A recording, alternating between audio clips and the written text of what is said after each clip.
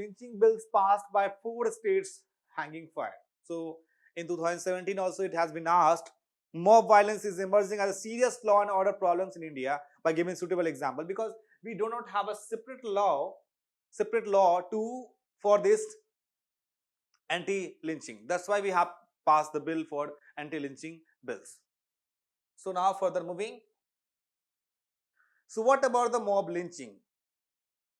So mob lynching basically is a term used to describe the acts of targeted violence by a large group of people. The violence is tantamount of offense against human body or property, both public as well as private. So the mob believes that they are punishing the victim for doing something wrong, not necessarily illegal, and they take the law in their own hands, which is known to be a term which is known to be a vigilantism. जब आप कानून को हाथ में लेते हैं तो उसको इस टर्म को इस कीवर्ड को हम क्या कहते हैं, vigilantism. So we can write it here.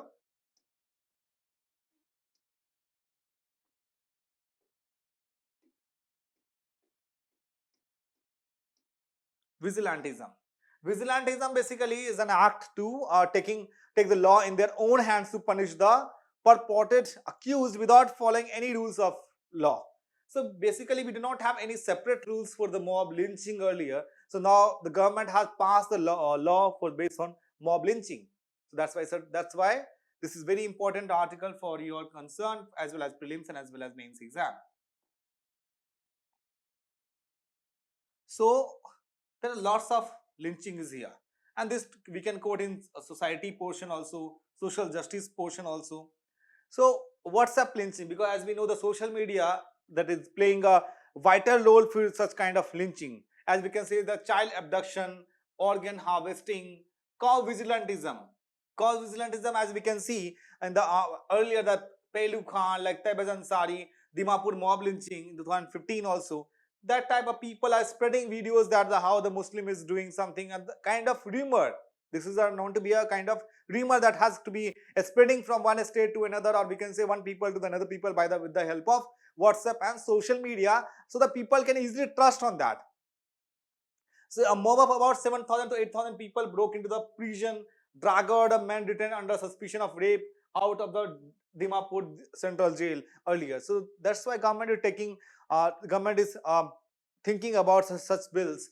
The main sociological cause behind these instances are prejudices. We can see our sociological cause behind these instances are prejudices. Prejudices, which means the earlier thought of thinking, like kind of like if we believe that, if our ancestors believe that such rituals and such things, that we will not go to the against of this.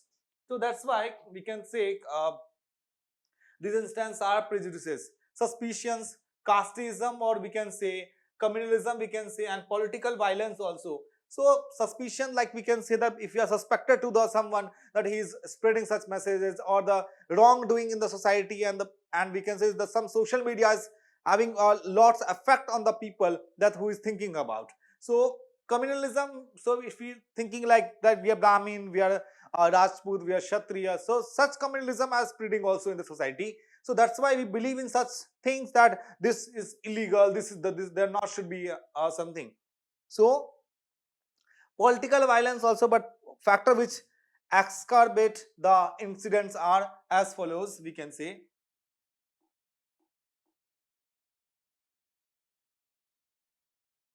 So trust deficit with police. People losing their faith on law and order machinery before they are taking laws in their hand, which is a vigilantism.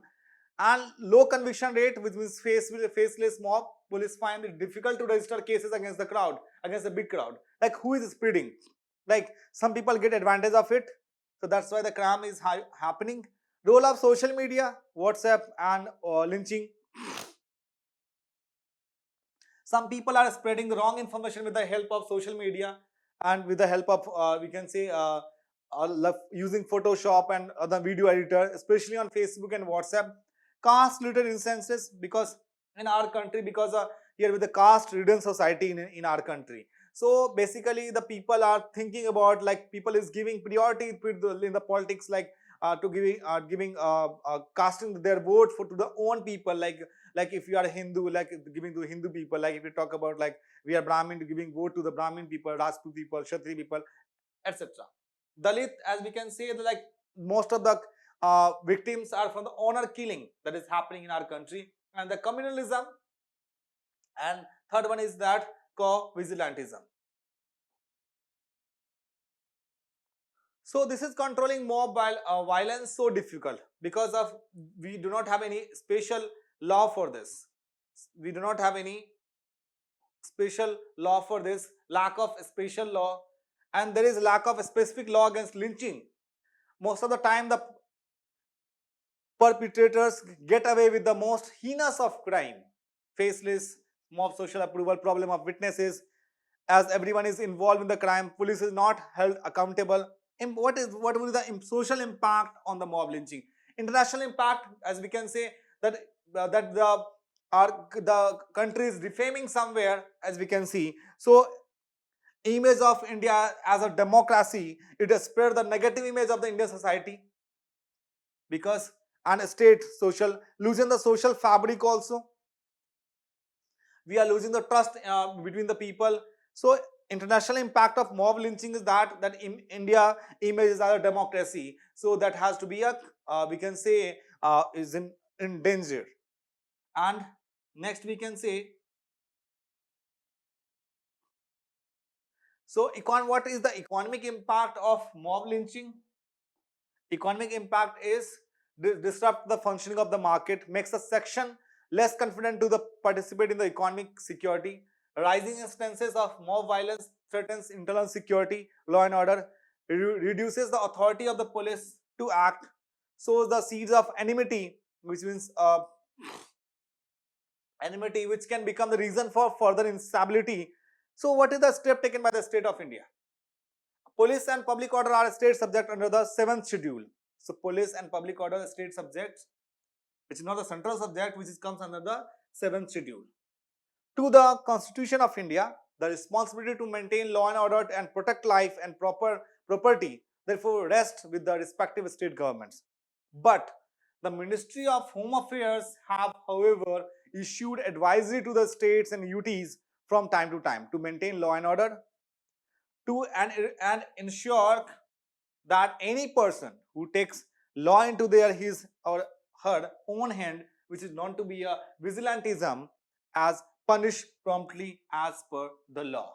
Because state is here is a state subject, right? So police and public order is another comes under the state subject. But what I said is a federalism, the central have a power to make a law on a state subject and can maintain its uh, maintains the law and order facility as well. So public and police order are the state subject, which comes on the 7th schedule to the Constitution of India. The responsibility to maintain law and order and protect life and property therefore rests with the respective state government. So Ministry of Home Affairs have issued advisory. Okay. The central and state government should broadcast on radio and television, other media platforms, into the official website that lynching and mob violence of any kind shall invite serious consequence under the law. Because this awareness should be very important. So until unless the people will not aware, so how can we reduce the crime rate ratio?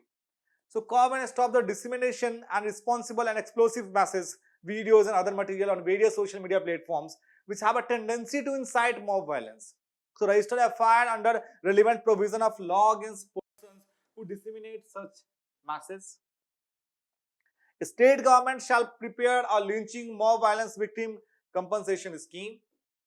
The state must, because different state have different criteria. So in that case, state must have a launch to this so that people can easily aware that we should not to spread such kind of things. And state government shall prepare a lynching violence victim compensation, ensure that there is a no further harassment of the family members of the victims. If a police officer or an officer's district administration fails to do his or her duty, the same will be considered as an act of deliberate negligence for which an appropriate action must be taken against him or her. See, if any police officers is neglecting their duty, so government can take the action against him or her.